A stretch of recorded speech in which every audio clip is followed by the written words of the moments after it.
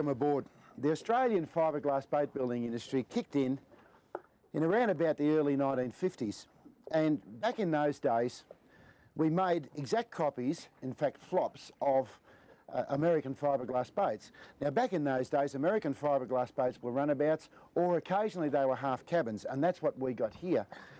But as the industry grew, it became clear that different people had different requirements as far as their boats were concerned. Now, large manufacturers have a range of boats which fulfil all of those requirements, and generally you'll find the same hull from the gunnels down has different top sides to fulfil different purposes. But it's also true to say that there are requirements for boats which are more specialised than that.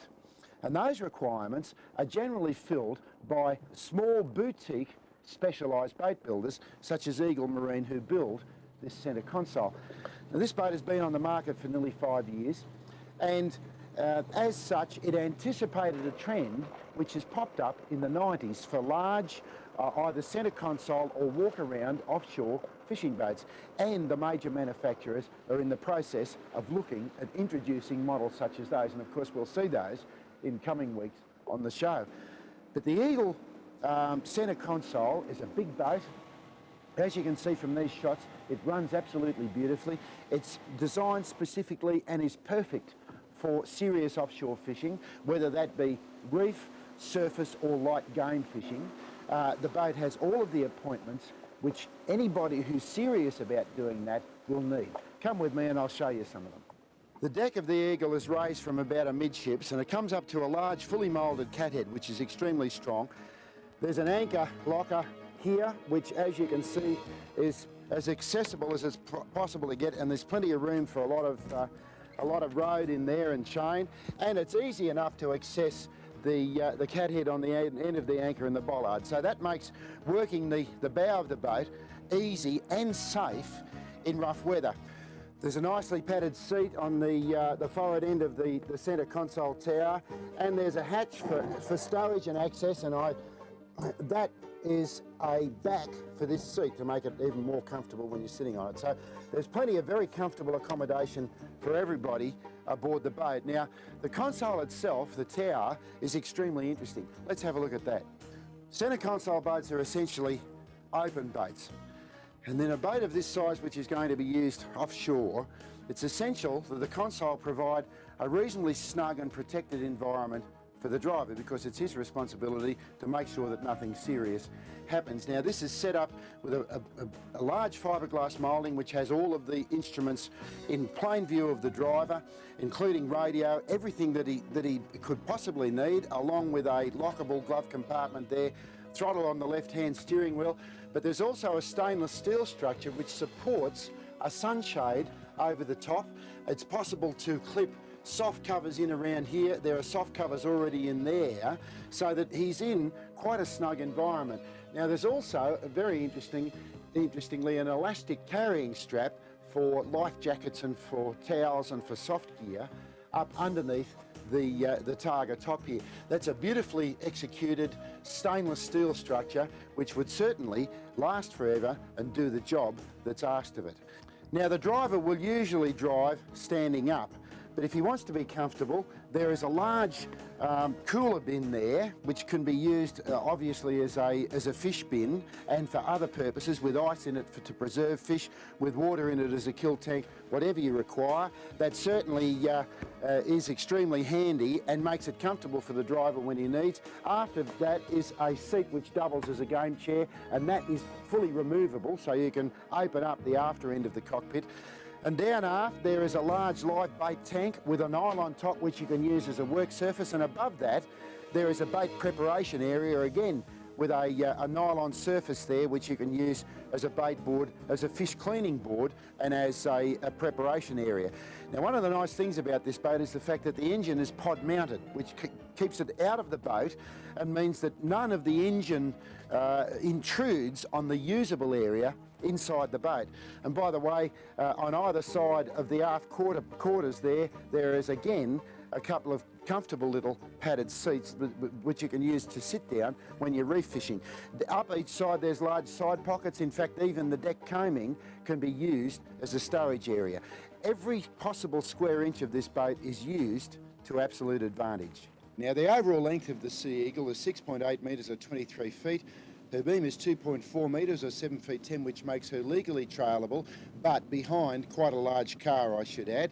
The internal length is 5.7 metres or 18 feet 8, which is really quite substantial.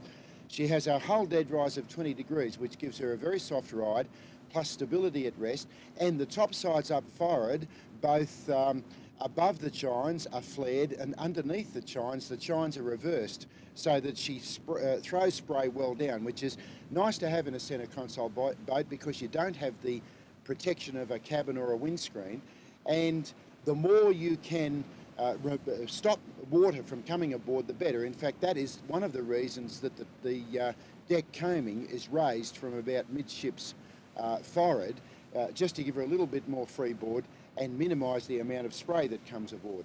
Her weight is between 800 and 1200 kilos depending on equipment and the type of outboard fitted, and her standard outboard capacity is 115 to 175 horsepower. Now, that can be varied up to 250 horsepower by special order, as can any other aspect of the overall fit out of the boat. John Lazzaro, who builds these boats, will build them to custom specifications, whatever the owner may require. Now, a couple of other points. I was very interested in the fact that the aft marlin boards are made up out of stainless steel, welded stainless steel, so they don't trap water, but they're still eminently usable. And also, this is one of the very few boats that I've seen in which the outboard pod is actually moulded as a part of the hull. In most other cases, it is put on as an after fitting and actually bolted onto the transom of the hull. In the case of this particular boat, it was designed into the overall design of the boat from day one into the overall concept of the boat, and that makes it far more structurally strong, and it also means that there is no chance of leaks popping up around that attachment area. So that is an extremely interesting aspect of the basic design and dynamics of the Sea Eagle. Now, John Lazzaro took the Victoria Point Air Sea Rescue Organisation out for a test run in this boat, and they were so impressed that they ordered one, but they weren't able to come up with the full price of the hull. So John got busy with the material suppliers.